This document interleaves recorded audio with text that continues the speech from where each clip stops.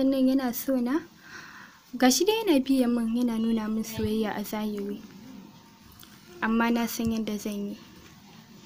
Bari na gwada shi.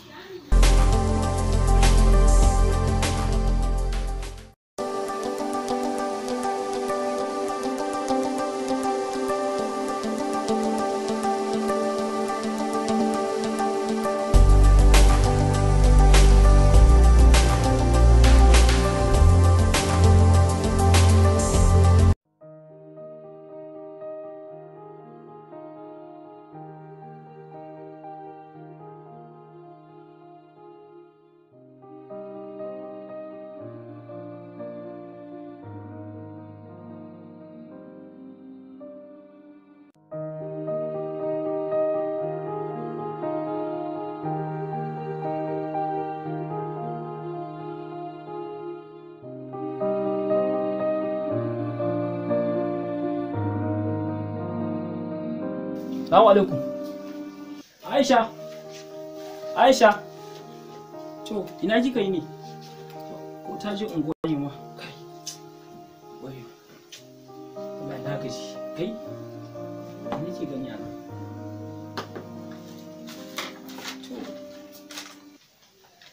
Salam mai gida, ni fa gaskiya yanzu bana son ka, bana ƙaunar ka, kwata-kwata bana son jin ko da muryarka.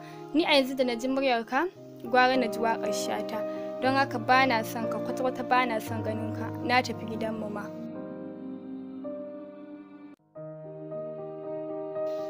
Na san yadda zan yi. Hello? My sweetheart. Ya gari? Kin san ko me ya faru? Wallahi yanzu na dawo daga wurin aiki nake ganin wasiƙa matata ta ajiye mu. Wai ta gaji da ni? Wai ta koma gida ba ta suna yanzu ta tsane ni. Lafiya kalau muka rabu wallahi. Kuma bata san yanzu dama ita ce ta tsare mana hanya ba.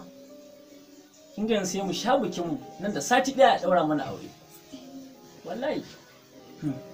Daman ni ma ba san ta nake ba. Kenan sai na zo din dai. I love you.